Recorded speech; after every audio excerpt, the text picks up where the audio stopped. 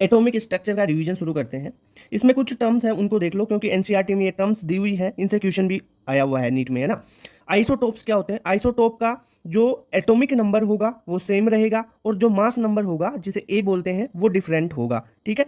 Atomic number क्या होता है? जेड, जो प्रोटॉन होते हैं ना एटम में, उनके उसके बराबर होगा एटॉमिक नंबर, ठीक है।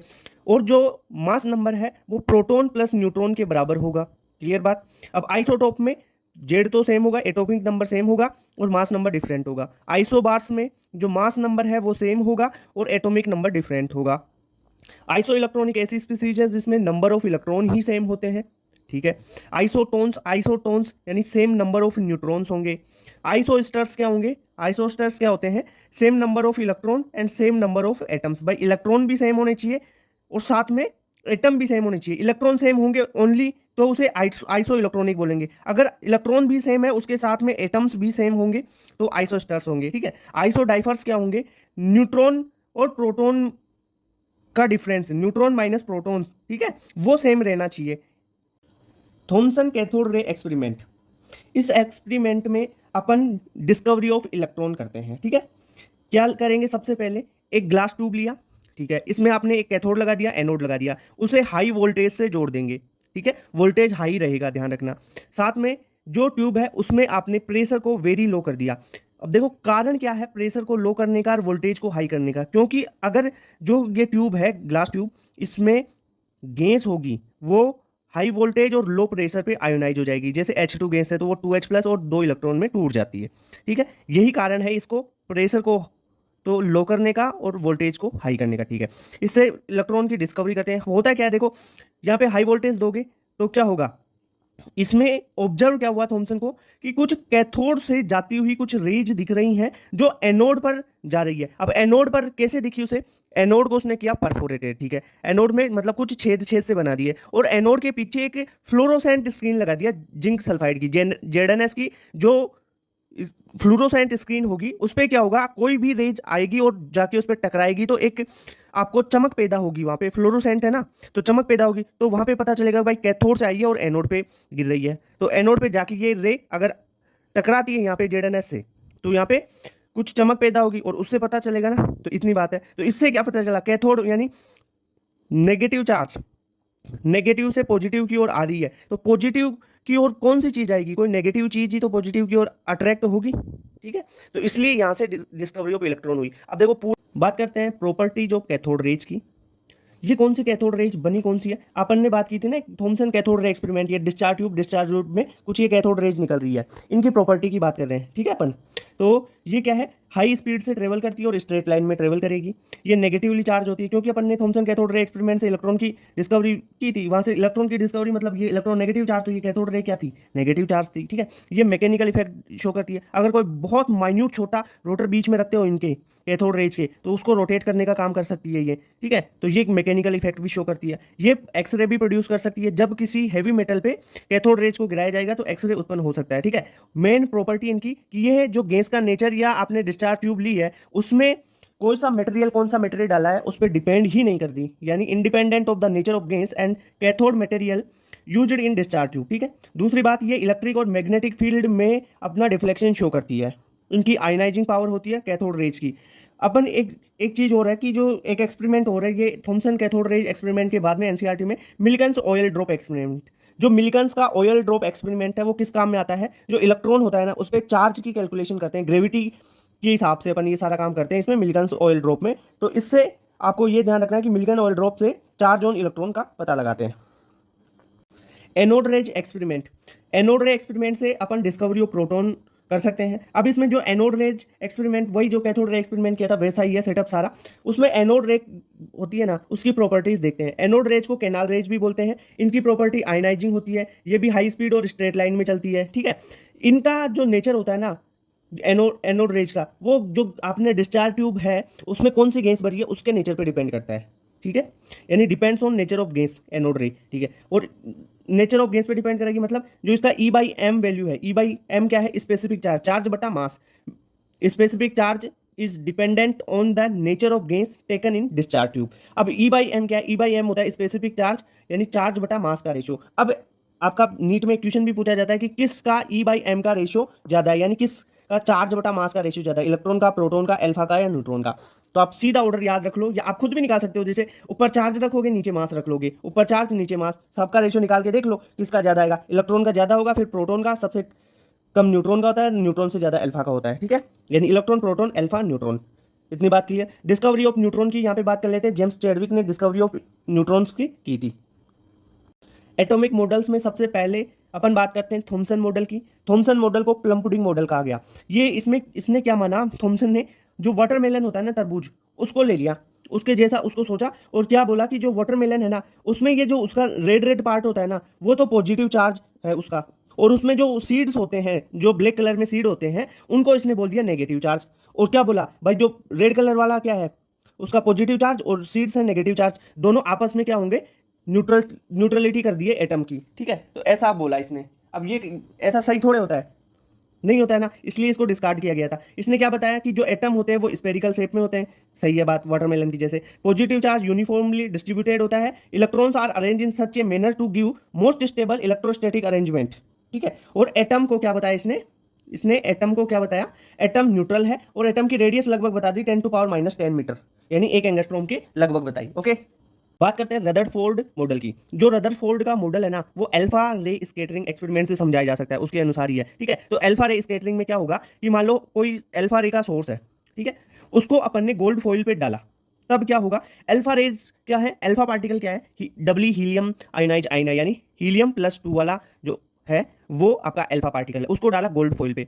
गोल्ड फॉइल पे डाला, और गोल्ड फॉइल के पीछे एक जेडएनएस की फ्लोरोसेंट स्क्रीन लगा दी, मतलब यहां से कुछ पार्टिकल पास होंगे, जेडएनएस पे लगेंगे तो चमक पैदा होगी, तो उससे पता चल जाएगा कि किधर किधर से पार्टिकल निकले हैं। तो इससे क्या ऑब्जर्वेशन हुई, क्या पता चला, अल्फा पार्टिकल यहाँ पे गोल्ड फॉइल पे डाले और वो जेडएनएस पे कुछ जगह टकराए। अब कौन कौन सी जगह टकराए, पहला, most of alpha particle pass through gold foil undeflected, यानी मोस्ट ऑफ पार्टिकल इससे बिना गोल्ड फॉइल से बिना किसी चीज से टकराए, अनडिफ्लेक्टेड, डिफ्लेक्ट हुए, अनडिफ्लेक्टेड सीधे ही निकल गए। ठीक है, दूसरा, small fraction of alpha particle deflected small angle, कुछ पार्टिकल्स स्मॉल एंगल से रिफ्लेक्ट हुए, और एक फ्यू पार्टिकल, मतलब 20,000 में से कोई एक पार्टिकल अपने पाथ पर 180 डिग्री पर वापस आ गया। तो इसका मतलब क्या निकला, इसका कंक्लूजन क्या निकला भाई, 20,000 में से एक पार्टिकल ही वापस आ रहा है, यानी सेंटर में तो कुछ ना कुछ तो चीज हो सकती है। तो इसका मतलब इसके कंक्लूजन पे जाएंगे अपन। तो कंक्लूजन क्या था इसका, most of the space in the atom is empty.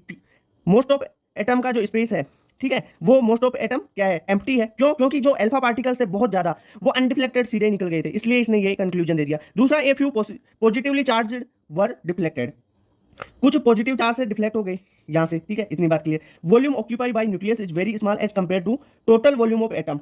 अब क्या है, मतलब जो यहां पर न्यूक्लियस का वॉल्यूम है ना, वो बहुत कम है। क्यों कम है, क्योंकि भाई 20,000 में से एक वापस रिटर्न आ रहा है, तो किसी चीज से टकराकर तो रिटर्न आ रहा होगा, तो इतने पार्टिकल्स में से एक पार्टिकल ही वापस आ रहा है, तो मतलब तो यही हुआ कि बहुत छोटा वॉल्यूम है। ठीक है, इसके ड्रॉबैक्स क्या है, ड्रॉबैक्स है, fail to explain the atomic spectrum और लाइन स्पेक्ट्रम।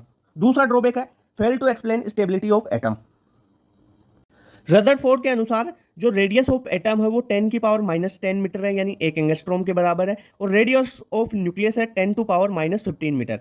अब आप देखो रेडियस ऑफ एटम और रेडियस ऑफ न्यूक्लियस में रिलेशन देखो, तो रेडियस ऑफ एटम बराबर 10⁵ रेडियस ऑफ न्यूक्लियस होती है। ठीक है, यहाँ पर रेडियस ऑफ न्यूक्लियस का एक फॉर्मूला और निकल के आता है, रेडियस ऑफ न्यूक्लियस और मास नंबर के बीच में रिलेशन होता है। रेडियस ऑफ न्यूक्लियस बराबर R0 इंटू A⁻⁻⁵। ए क्या है, यहाँ पे मास नंबर है, और R0 एक कांस्टेंट है जिसकी वैल्यू होती है 1.33 इंटू 10⁻⁻15 मीटर। ये एक फर्मी अपन जनरली इसको बोल सकते हैं। ठीक है, अब बात करते हैं क्लोजेस्ट डिस्टेंस की।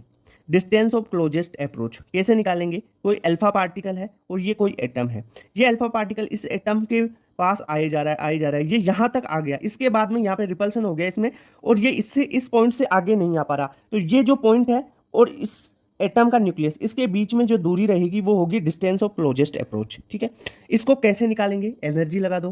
ठीक है, तो कैसे, हाफ mv² यानी काइनेटिक एनर्जी बराबर K Q1 Q2/R।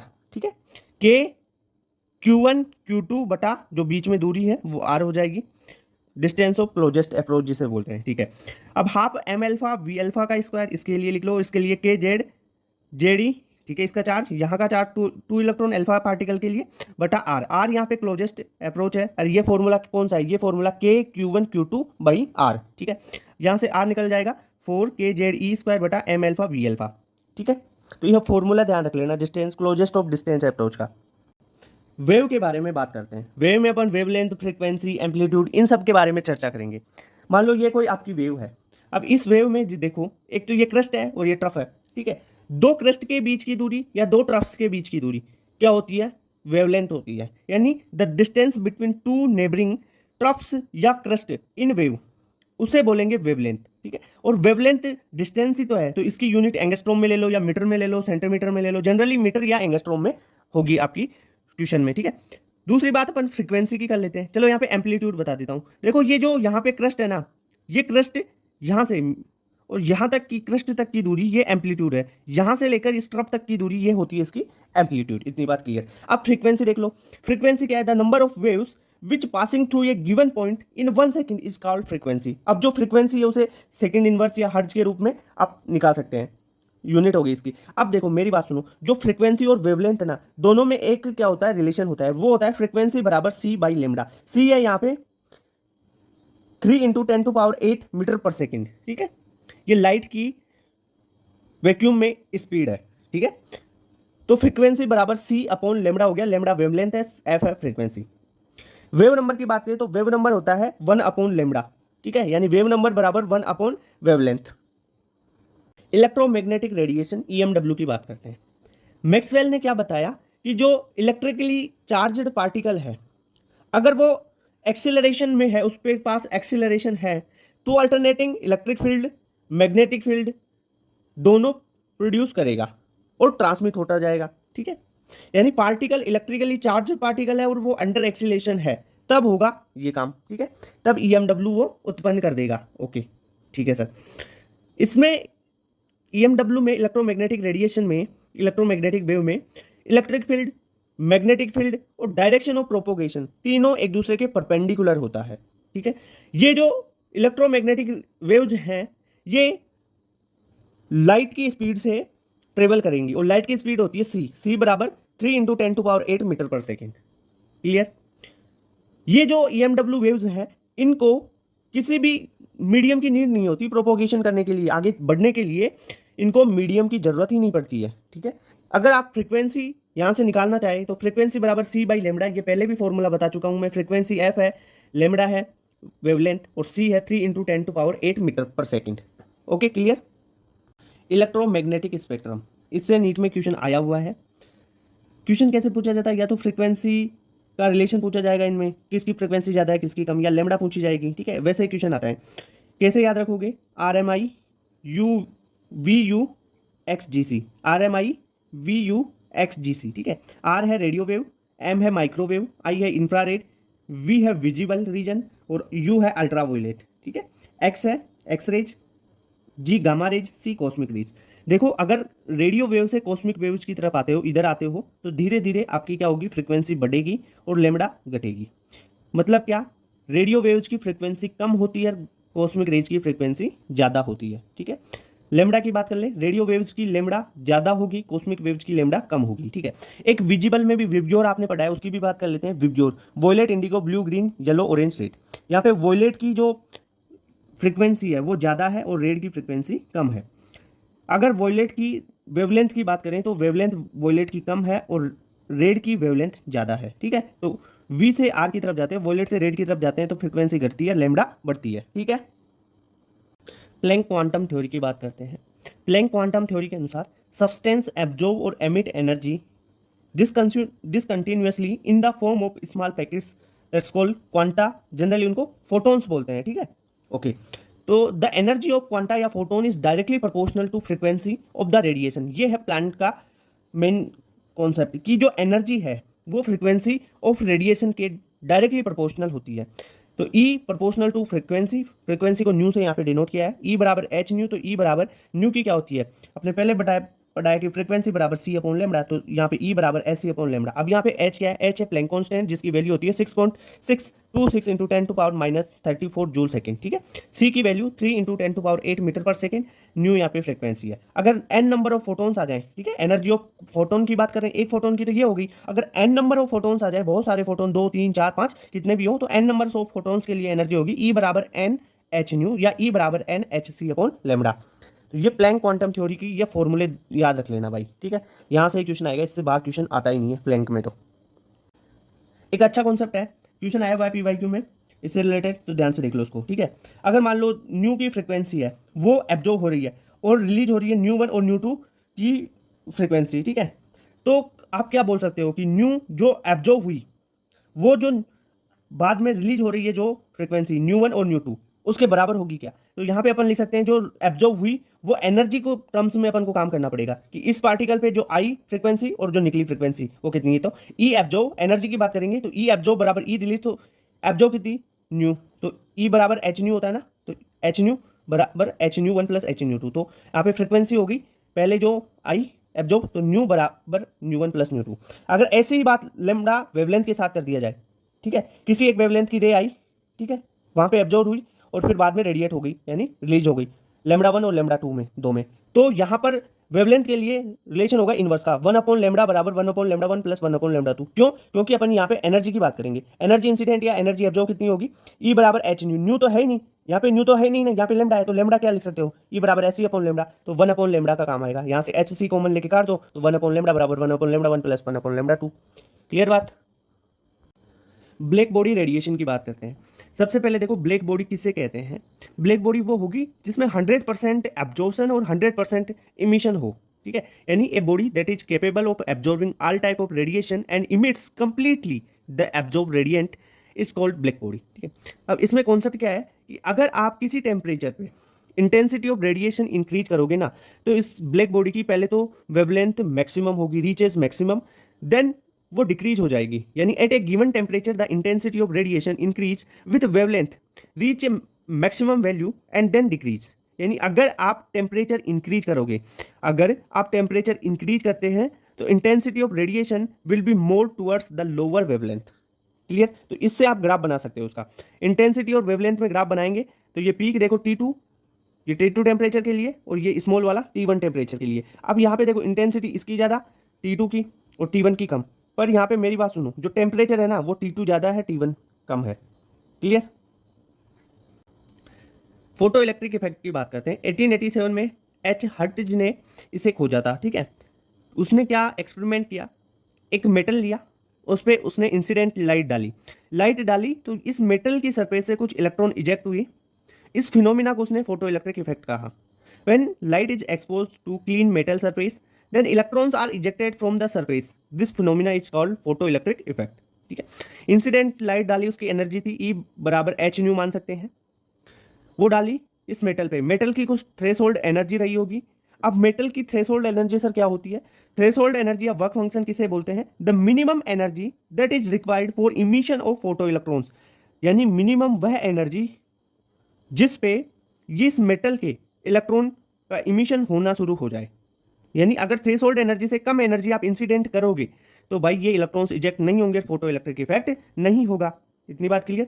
अब इंसिडेंट लाइट की जो ये न्यू है, न्यू मतलब क्या है, फ्रीक्वेंसी, इंसिडेंट लाइन की फ्रीक्वेंसी, और यहाँ पर जो थ्रेशोल्ड एनर्जी है, थ्रेशोल्ड एनर्जी है तो थ्रेशोल्ड भी फ्रीक्वेंसी भी होगी। तो आप यहाँ पे देखो न्यू है इंसिडेंट लाइट की फ्रीक्वेंसी और न्यू नोट है थ्रेशोल्ड फ्रीक्वेंसी। अब एक रिलेशन आता है भाई, इंसिडेंट लाइट डाली आपने, उसकी एनर्जी बराबर यहाँ का जो थ्रेशोल्ड एनर्जी है वो, और जो इलेक्ट्रॉन इजेक्ट हुआ है उसकी काइनेटिक एनर्जी, तो एच न्यू बराबर h new note plus kinetic energy, ठीक है। एच न्यू है energy of incident light, H new note है थ्रेशोल्ड एनर्जी। अब यहाँ पे देखो फोटो इलेक्ट्रिक इफेक्ट कब होगा और कब नहीं होगा, फ्रीक्वेंसी के टर्म्स में अगर बात करें तो क्या होगा।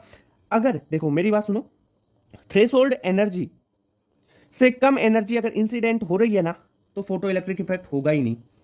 तो फोटो इलेक्ट्रिक इफेक्ट होने के लिए जो ये आपकी इंसिडेंट एनर्जी है ना वो ज़्यादा होनी चाहिए थ्रेशोल्ड एनर्जी से, ठीक है सर। तो इंसिडेंट एनर्जी ज़्यादा होगी तो यानी फ्रीक्वेंसी, इंसिडेंट फ्रीक्वेंसी भी ज़्यादा होनी चाहिए, तभी फोटो इलेक्ट्रिक इफेक्ट होगा। यानी इंसिडेंट फ्रीक्वेंसी जो थ्रेशोल्ड फ्रीक्वेंसी है न्यू नोट उससे ज़्यादा होगी तभी फोटो इलेक्ट्रिक इफेक्ट होगा। क्लियर बात।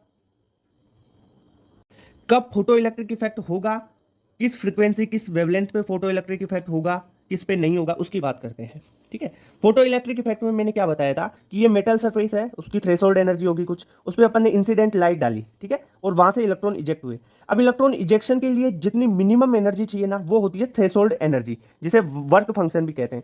अब जो फोटो इलेक्ट्रिक इफेक्ट है ना कब होगा, जब इंसिडेंट लाइट, जो इंसिडेंट लाइट की एनर्जी है वो ज़्यादा होनी चाहिए थ्रेशोल्ड से, तब फोटो इलेक्ट्रिक इफेक्ट होगा। अब इतनी बात क्लियर। तो इंसिडेंट लाइट की जो फ्रिक्वेंसी होगी वो इंसिडेंट फ्रिक्वेंसी कहलाएगी, और जो थ्रेशोल्ड एनर्जी है उसकी फ्रिक्वेंसी थ्रेशोल्ड फ्रिक्वेंसी होगी। तो यहाँ पे क्या ज़्यादा होनी चाहिए, इंसिडेंट एनर्जी मतलब इंसिडेंट फ्रिक्वेंसी ज़्यादा होगी थ्रेशोल्ड फ्रिक्वेंसी से, तभी तो फोटो इलेक्ट्रिक इफेक्ट होगा। क्लियर बात? ठीक है सर। और कब नहीं होगा, जब थ्रेशोल्ड एनर्जी ज़्यादा होगी इंसिडेंट से या बराबर होगी, तब पॉसिबल ही नहीं है, क्योंकि वो अगर कम है, इंसिडेंट फ्रिक्वेंसी अगर कम है, ठीक है सर, कम है, तो भाई वो वहां से इलेक्ट्रॉन इंजेक्शन ही नहीं होगा ना मेटल से सरफेस से, तो होगा ही नहीं फोटो इलेक्ट्रिक इफेक्ट। क्लियर बात? दूसरी वेवलेंथ की बात करें तो वेवलेंथ में क्या चलता है, इनवर्स रिलेशन चलता है भाई, ई बराबर एच सी अपॉन लेमडा होता है ना, एनर्जी और लेमडा का तो इनवर्स रिलेशन है, यानी एनर्जी बढ़ेगी तो लेमडा घटेगी। ठीक है, तो वही उल्टा काम यहाँ पे हो जाएगा। ये तब होगा वेवलेंथ में जब थ्रेशोल्ड वेवलेंथ, लेमडा नोट किया है, थ्रेशोल्ड वेवलेंथ है वो ज्यादा होगी इंसिडेंट वेवलेंथ से, तब फोटो इलेक्ट्रिक इफेक्ट होगा।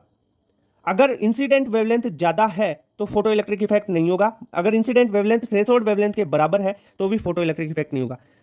पर फ्रीक्वेंसी में ऐसा नहीं था, फ्रीक्वेंसी में देखो, फ्रीक्वेंसी ई बराबर एच न्यू होता है, एनर्जी के डायरेक्टली प्रोपोर्शनल, तो इंसिडेंट फ्रीक्वेंसी ज्यादा होनी चाहिए और थ्रेशोल्ड वेवलेंथ ज्यादा होनी चाहिए, समझ गए, तभी फोटो इलेक्ट्रिक इफेक्ट होता है, और इंसिडेंट एनर्जी ज्यादा होगी तभी। ठीक है, काइनेटिक एनर्जी और intensity of number of photons में ग्राफ नीचे, तो काइनेटिक एनर्जी डिपेंड ही नहीं करती है। ठीक है, काइनेटिक एनर्जी डिपेंड किस पे करेगी, फ्रीक्वेंसी पे। तो काइनेटिक एनर्जी और फ्रीक्वेंसी में एक ग्राफ नीचे, तो ये ग्राफ कहाँ से शुरू होगा, ये ग्राफ भाई न्यू नोड से, थ्रेशोल्ड फ्रीक्वेंसी से शुरू होगा, क्योंकि थ्रेशोल्ड फ्रीक्वेंसी से पहले तो भाई इलेक्ट्रॉन इजेक्ट नहीं हो, तो काइनेटिक एनर्जी होगी नहीं वहाँ पे, नेगेटिव में है ना। ठीक है, तो ये बात होगी यहाँ पे। क्लियर, समझ में आया क्या? ये ग्राफ कैसे खींचा, अरे ग्राफ ई बराबर h new minus H new note, अरे ये इक्वेशन नहीं बताई थी क्या, एच न्यू बराबर h new note plus kinetic energy, इस इक्वेशन को क्या कर दो आप, वाई बराबर एम एक्स प्लस सी लगा दो ना, हो जाएगा काम उससे। स्पेक्ट्रा की बात करें, दो टाइप के स्पेक्ट्रा पढ़ेंगे जनरली अपन, एक इमिशन स्पेक्ट्रा होता है और एक एब्जॉर्प्शन स्पेक्ट्रा। अब इमिशन स्पेक्ट्रा आपको कब मिलेगा, तब एनर्जी का इमिशन होगा तभी तो मिलेगा, तो यानी emission spectra obtain bye emission of energy by the excited atoms. ठीक है, एब्जॉर्प्शन स्पेक्ट्रा कब मिलेगा आपको, ए स्पेक्ट बोलते हैं किसे, एब्जॉर्प्शन स्पेक्ट्रा।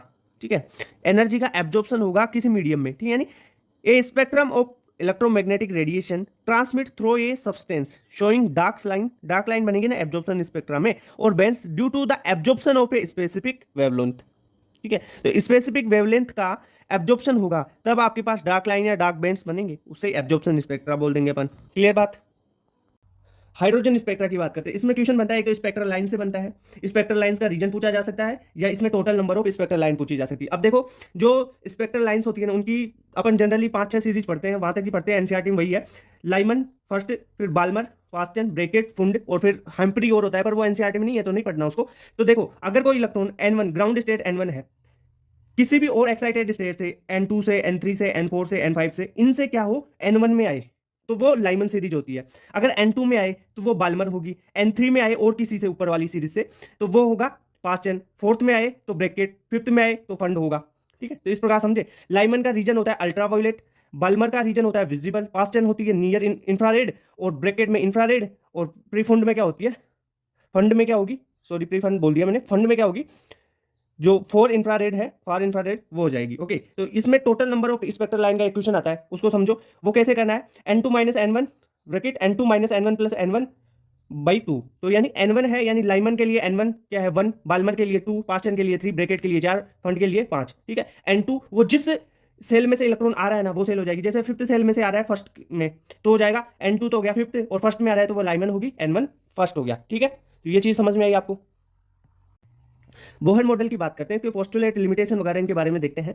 बोहर ने क्या बताया कि जो एटम होता है उसके पास न्यूक्लियस होगा, और उस न्यूक्लियस में प्रोटॉन और न्यूट्रॉन प्रेजेंट होंगे, जो न्यूक्लियस होगा वो बहुत स्मॉल होगा और एटम के सेंटर में प्रेजेंट होगा, ये पहला पोस्टुलेट था बोहर का। दूसरा पोस्टुलेट अपन बात करें तो उसने क्या बताया कि जो अट्रैक्शन फोर्स होता है न्यूक्लियस और इलेक्ट्रॉन के बीच में, वो सेंट्रीफ्यूगल फोर्स के द्वारा संतुलित होगा। कैसे, जैसे सेंट्रीफ्यूगल फोर्स भाई राउंड तरीके से लगा रहा है चक्कर इलेक्ट्रॉन, तो सेंट्रीफ्यूगल फोर्स भी लगेगा, और अट्रैक्शन फोर्स भी होगा न्यूक्लियस और इलेक्ट्रॉन के बीच में, तो अट्रैक्शन फोर्स के जेड ई स्क्वायर बटा आर स्क्वायर बराबर m v square by r हो जाएगा। ठीक है, क्यों क्यों लगा भाई, मान लो आपके पास यहाँ पे कोई न्यूक्लियस है ये, और इलेक्ट्रॉन इसके चारों ओर चक्कर लगा रहा है, तो इलेक्ट्रॉन यहाँ पे चक्कर लगा रहा है ना, तो ये एक तो लगेगा सेंट्रीफ्यूगल फोर्स, और एक इन दोनों का अट्रैक्शन फोर्स, दोनों को बराबर कर देना है। सेकंड पोस्टुलेट हो गया। अब थर्ड पोस्टुलेट क्या है, electron can revolve only those stationary orbits in which angular momentum is equal to integral multiple of h/2 pi, यानी MVR जो एंगुलर मोमेंटम होता है वो NH अपॉन 2 पाई के बराबर होना चाहिए। यहाँ पे n क्या है, n कोई भी नेचुरल नंबर ले सकते हो, 1 2 3 4 5 6 7 ऐसे, ठीक है शेल। और n हो गया, जो h हो गया वो प्लांक कांस्टेंट हो गया, ठीक है, जिसकी वैल्यू कहती है 6.6 इंटू 10⁻34 जूल सेकेंड, ठीक है, ओके। इसकी लिमिटेशन की बात करें तो ये जो बोर्स मॉडल है only one single electron species के लिए वैलिड होता है, पहली बात। दूसरा इसका it's fail to account the fine spectra detail of the hydrogen atom, तो ये स्पेक्ट्रा डिटेल नहीं दे पाता है फाइन हाइड्रोजन एटम के लिए, ठीक है। इसने जिमान इफेक्ट और स्टार्क इफेक्ट की कोई भी व्याख्या नहीं की, ठीक है, एक्सप्लेन नहीं कर। बोहर मॉडल के सारे फॉर्मूला एक साथ बता रहा हूँ। रेडियस का फॉर्मूला होता है 0.529 इंटू n² एंगस्ट्रोम, ठीक है। यहाँ पे एक रिलेशन याद रखना भाई, जो आर होता है ना n² के सीधे प्रोपोर्शनल होता है और जेड के इनवर्सली प्रोपोर्शनल होता है। वैसे वेलोसिटी का फॉर्मूला 2.18 इंटू 10⁶ Z/n मीटर पर सेकंड में होता है, ठीक है। फिजिक्स में इस वेलोसिटी के फॉर्मूले को एक और तरीके से मॉडिफाई करके लिख रखा है C/137 इंटू Z/n। सी क्या है, जो सी है वो लाइट की वेलोसिटी है, ठीक है, लाइट की स्पीड है, और वो कितनी होती है 3 इंटू 10⁸ मीटर पर सेकंड, ठीक है। टाइम का फॉर्मूला पूछा जाता है तो क्या लिखोगे, T बराबर 2πr/v, यहाँ से R लिख लो आप और v वेलोसिटी है, ठीक है। टी मेन चीज क्या है कि जो टाइम है वो n³/z³ होता है, ठीक है, ये प्रोपोर्शनल होता है। फ्रीक्वेंसी Z² के सीधे प्रोपोर्शनल और जो n³ है उसके इनवर्सली प्रोपोर्शनल होती है, ठीक है। यहाँ से पोटेंशियल एनर्जी अपन देख सकते हैं, पोटेंशियल एनर्जी होती है माइनस में होगी वो, और वो होगी -kZe²/r। काइनेटिक एनर्जी पॉजिटिव में होगी, पोटेंशियल की हाफ होगी, तो काइनेटिक एनर्जी होगी हाफ kZe²/r। टोटल एनर्जी क्या हो जाएगी, -हाफ kZe²/r। ओके, क्यों, क्योंकि देखो काइनेटिक एनर्जी और पोटेंशियल एनर्जी दोनों का टोटल क्या होगा, टोटल एनर्जी तो होगा। NaCl के एनर्जी एनर्जी की बात करें तो एनर्जी होती है -13.6 Z²/n², इलेक्ट्रॉन वोल्ट में, ध्यान रखना इलेक्ट्रॉन। डिफरेंस ऑफ एनर्जी बहुत बार पूछा गया है, तो डेल्टा E बराबर RZ², 1/n1 का स्क्वायर -1/n2 का स्क्वायर होता है। यहाँ पे R है रेडबर्ग कांस्टेंट, जिसकी वैल्यू होती है 109,680 सेंटीमीटर इनवर्स, या 1/r की वैल्यू सिंपल है याद रखना, तो 1/r की वैल्यू आप याद रख सकते हो, 1/r होता है 911.5 angstrom, okay. Energy level diagram की बात कर लेते हैं। N1 जो ग्राउंड स्टेट है, N2 है, N3 N4 N5 N6 an infinite level तक एनर्जी कितनी होती है, सीधा तरीका है याद रखो, वरना जो फॉर्मूला दे रखा है उससे भी आप निकाल सकते हो, ओके। तो E1 में एनर्जी क्या होगी, E1 हाइड्रोजन के लिए बात कर रहे हैं अपन, ठीक है, तो E1 में -13.6 electron volt and ground state की एनर्जी है। N2 की एनर्जी हो जाएगी E2 बराबर -3.4 इलेक्ट्रॉन वोल्ट, E3 हो जाएगी -1.51 electron volt, E4 -0.85 electron volt, E5 हो जाएगी -0.54 इलेक्ट्रॉन वोल्ट, और इनफाइनाइट पे एनर्जी होगी 0। अब मेरी बात सुनो, कई बार क्वेश्चन में पूछा जाता है N1 माइनस N2 का जो एनर्जी डिफरेंस है वो बताओ, तो डिफरेंस क्या हो जाएगा, डेल्टा E बराबर E2 माइनस E1, तो E2 में से E1 घटा दोगे, यानी -3.4 इलेक्ट्रॉन वोल्ट में से -13.6 इलेक्ट्रॉन वोल्ट घटाओगे तो 10.2 इलेक्ट्रॉन वोल्ट इसका डिफरेंस आएगा। वैसे ही आप E3 माइनस E2 करके यहाँ का डिफरेंस भी निकाल सकते हैं। क्वेश्चन पूछा जाएगा तो इस प्रकार इसमें से आप आंसर दे पाओगे। एनर्जी के बहुत सारे क्वेश्चनों का आंसर डायरेक्ट आपको याद होना चाहिए, एनसीईआरटी में भी ये टेबल दे रखी है तो याद होनी चाहिए आपको। अब बात करते हैं डी ब्रोगली वेव थ्योरी की। जो डी ब्रोगली की इक्वेशन है वो क्या होती है, यहाँ से क्वेश्चन पूछा जाता है, तो लेमडा बराबर H/mv होता है। mv क्या है, मोमेंटम है, तो इसको मोमेंटम के रूप में लिख सकते हैं H/p, ठीक है। H है एक प्लांक कांस्टेंट, इसकी वैल्यू होती है 6.6 इंटू 10⁻⁻34 जूल सेकेंड, ठीक है। लेमडा यहाँ पे डी ब्रोगली वेवलेंथ है, ठीक है। ये जो डी ब्रोगली वेवलेंथ है इससे एक टाइप का क्वेश्चन हो रहा है, और वो क्वेश्चन 2πr बराबर n लेमडा पे होता है, मतलब इसका स्टेटमेंट से भी क्वेश्चन बनता है।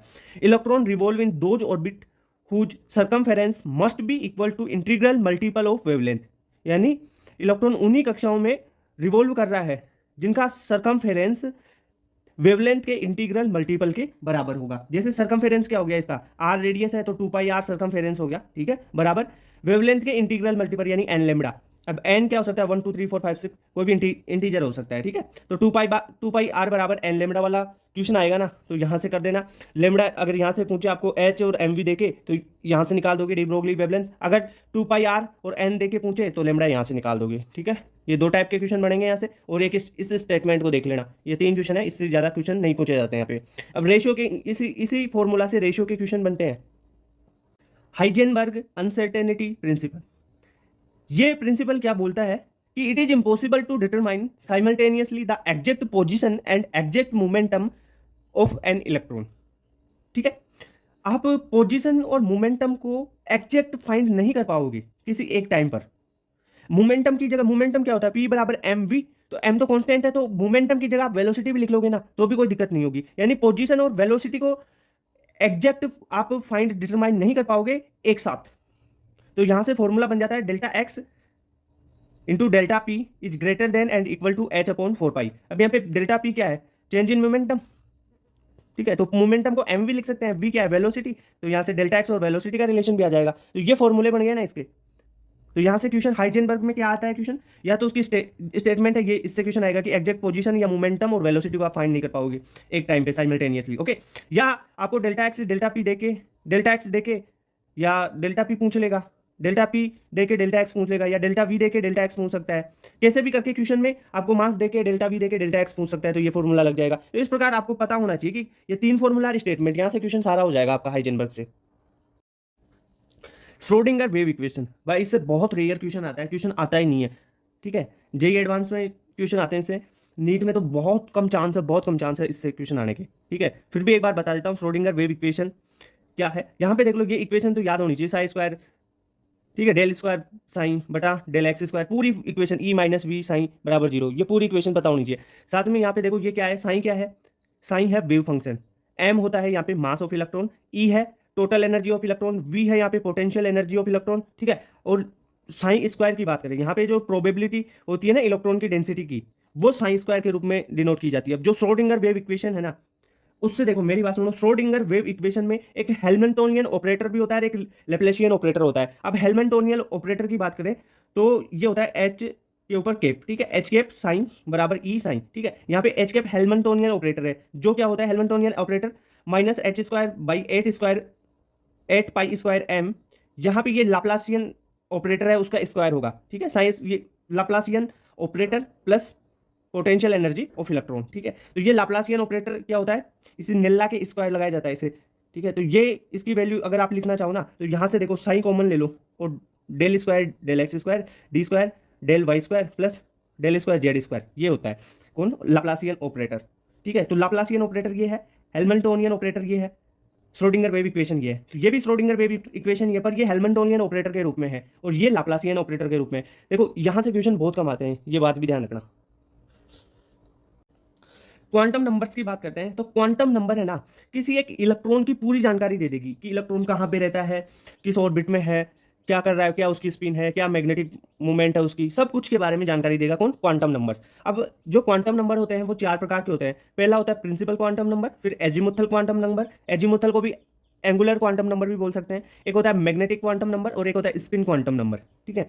जो मेरी बात सुनो, क्वांटम नंबर्स होते हैं ना, ये अपन कहाँ से निकालते हैं, ये श्रोडिंगर का वेव इक्वेशन था ना अपन ने, उसका सॉल्यूशन किया था ना, उससे ये तीनों फर्स्ट तीनों एन एल और m, principal quantum number, azimuthal quantum number और मैग्नेटिक क्वांटम नंबर, ये तीनों तो है ना जो श्रोडिंगर का इक्वेशन था ना उसके सॉल्यूशंस हैं, एन एल और एम, ठीक है।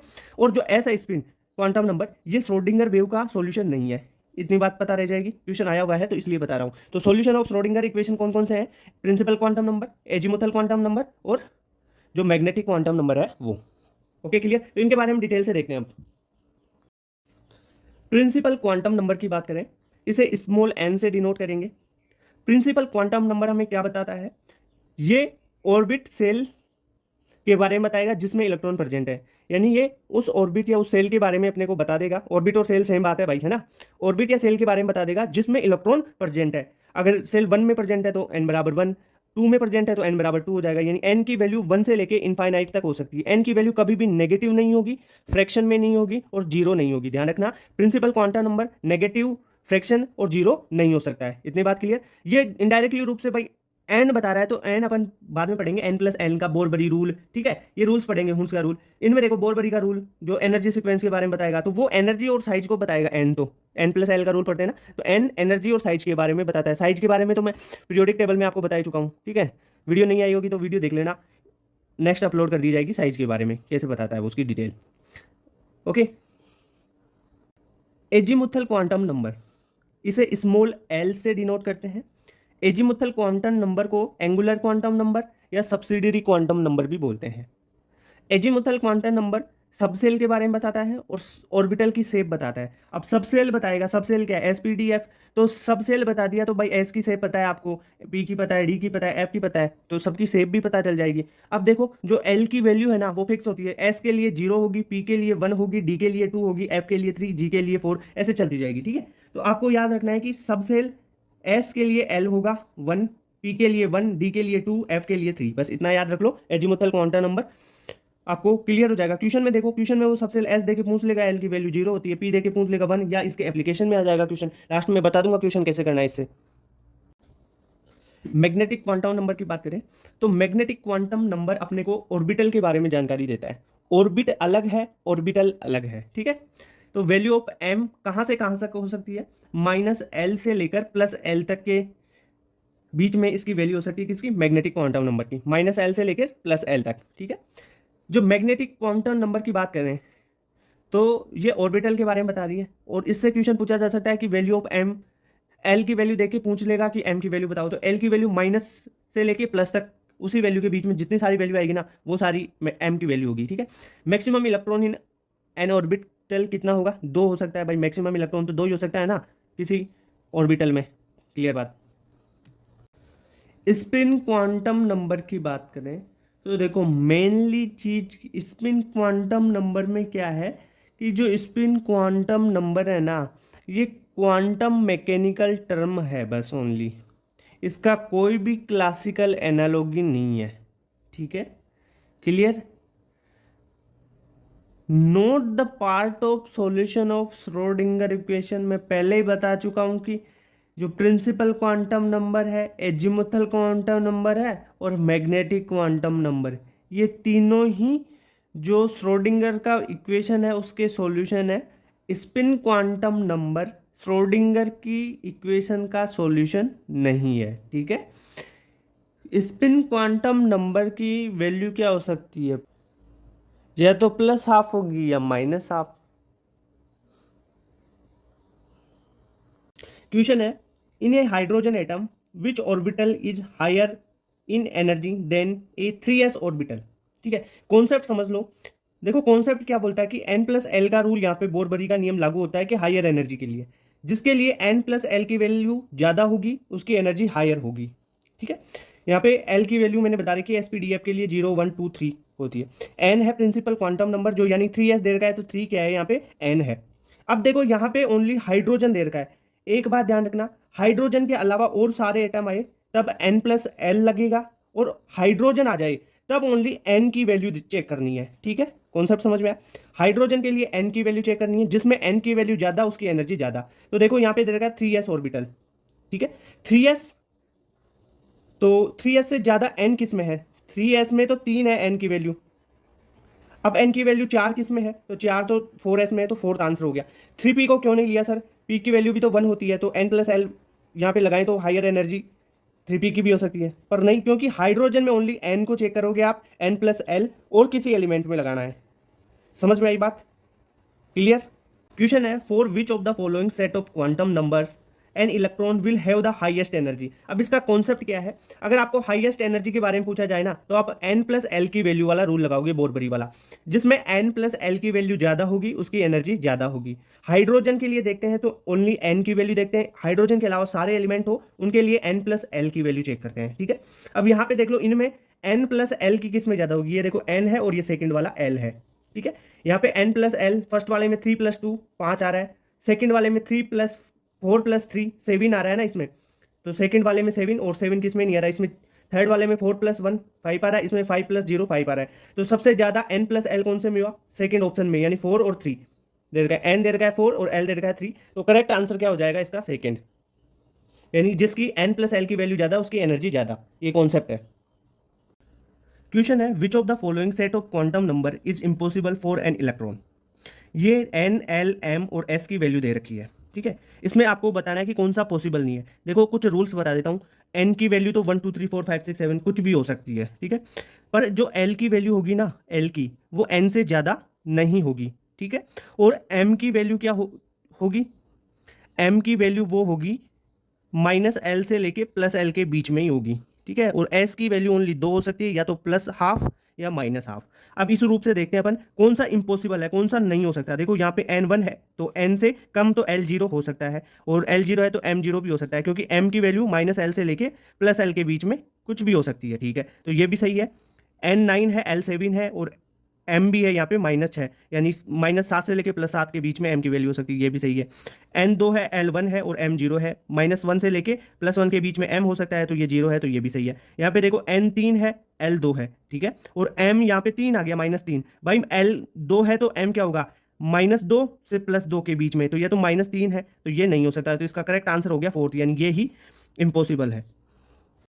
जो क्वांटम नंबर वाले सारे फॉर्मूला है ना, वो सारे एक साथ बता देता हूँ। टोटल नंबर ऑफ ऑर्बिटल्स पूछे जाए, अगर आपको प्रिंसिपल क्वांटम नंबर दे रखा है n, तो आपको टोटल नंबर ऑफ ऑर्बिटल्स होंगे n²।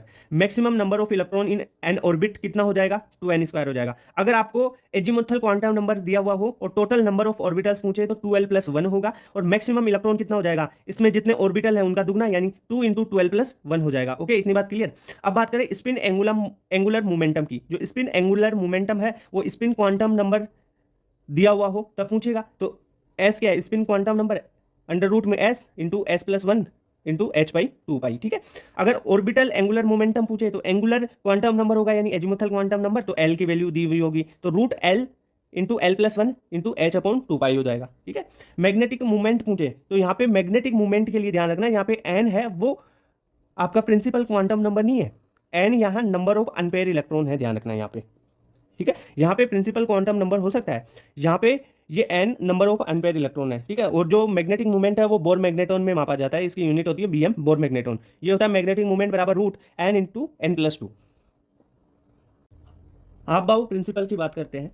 आप बाउ क्या बोलता है कि जो इलेक्ट्रॉन्स है ना, उनकी फिलिंग करेंगे अपन, तो वो एनर्जी के इंक्रीजिंग ऑर्डर में करनी चाहिए। अब एनर्जी का इंक्रीजिंग ऑर्डर कैसे पता करेंगे सर, वो आप n+l का रूल या बोरबरी के रूल से फाइंड आउट करोगे। n+l का रूल या बोरबरी साइंटिस्ट थे, उन्होंने दिया था, तो n+l का रूल, यानी जिसकी वैल्यू n+l की वैल्यू जिसके लिए हाई होगी उसकी एनर्जी हाई होगी। हाइड्रोजन, अगर ओनली हाइड्रोजन दिया हुआ हो ना, तो उसके लिए आप ओनली n की वैल्यू चेक करना, l की वैल्यू हाइड्रोजन के लिए चेक नहीं होगी। और हाइड्रोजन के अलावा सबके लिए आप हाइयर एनर्जी देखना चाहते हैं तो वो n+l के अनुसार देखेंगे, जिसकी n+l की वैल्यू ज़्यादा उसकी एनर्जी ज़्यादा। ठीक है, जैसे अपन बात करें किसी चीज़ में, आपके पास किसी एलिमेंट में n+l की वैल्यू सेम आ गई, तब आप कैसे बताओगे कि उसमें एनर्जी ज़्यादा है, तब आप देखो n की वैल्यू, वहाँ पे जिसकी n की वैल्यू ज़्यादा है ना, प्रिंसिपल क्वांटम नंबर ज़्यादा है जिसका, उसकी एनर्जी हाई होगी। जैसे अपन बात करें इसको, जैसे आप तो इलेक्ट्रॉन भरते हैं ना, 1s2 2s2 2p6 3s2 ऐसे, तो 1s 2s 2p 3s 3p 4s 3d 4p, इस प्रकार एनर्जी के बढ़ते हुए क्रम में अरेंज करते हैं। अब ये कैसे अरेंज किया, देखो 1s है, 1s के लिए n हो गया 1, और s के लिए l होता है 0, पहले बता चुका ये तो। 2s के लिए n हो गया 2, और s के लिए l हो गया 0। ठीक है, तो n+l निकाल लो, 1s के लिए 1 हो गया n+l, और यहाँ पे 2 + 0 2 हो गया। जैसे 2p के लिए n हो गया 2 और l हो गया 1, तो ये हो गया 3। 3s के लिए हो गया 3 और s के लिए l हो गया 0। ठीक है, तो n+l 3 हो गया। अब सर यहाँ पे तो ये दोनों सेम आ गए, तो अगर n+l सेम होना तो n की वैल्यू देख लो, जिसका n ज्यादा उसकी हायर एनर्जी, तो n किसका ज्यादा है, 2 और 3, देखो इन दोनों में 3 है, यहाँ पे n 2 है, यहाँ पे 3 है, तो किसकी एनर्जी ज्यादा, 3s की, तो 3s की एनर्जी ज्यादा है ना 2p से, तो 3s की एनर्जी देख लो यहाँ पे ज्यादा है 2p से, तो 3s। ठीक है, तो जिसकी आप एनर्जी को भरोगे कैसे, इंक्रीजिंग ऑर्डर के रूप में ही तो भरते हो, यानी पहले कम फिर ज्यादा, फिर 2p की कम 3s की ज्यादा, फिर 3s से 3p की ज्यादा, 3p से 4s की ज्यादा। वो n+l की वैल्यू भी निकाल के बता चुका हूं मैं। पाउलीज एक्सक्लूजन प्रिंसिपल की बात करते हैं। पाउली का स्टेटमेंट क्या है, Pauli state that no two electron in one atom can have same value of all 4 quantum number. जो चारों क्वांटम नंबर है उनकी वैल्यू सेम नहीं होनी चाहिए, मतलब n l m और s की वैल्यू। अब s की वैल्यू किसी के लिए +½ होती है और एक के लिए -½ होनी चाहिए, दोनों के लिए +½ नहीं होनी चाहिए, या -½ नहीं होनी चाहिए। कहने का मतलब सिंपल सा है कि अगर आप s भरना चाह रहे हो, 2 इलेक्ट्रॉन भरना चाह रहे हो, तो उनकी स्पिन देखो, दोनों की एक ही ऑर्बिटल में दोनों की सेम स्पिन तो होनी ही नहीं चाहिए, ये गलत बात है।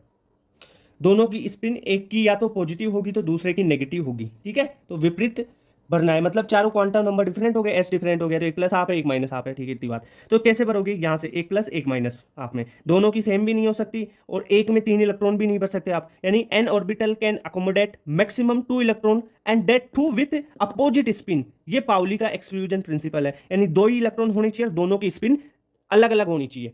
इतनी बात क्लियर हुई ना। Hund's rule of maximum multiplicity की बात करते हैं। हुंस का रूल क्या बोलता है, हुंस क्या बताता है कि आपके पास ऑर्बिटल्स हैं, ठीक है, उसमें आपको इलेक्ट्रॉन्स भरने हैं।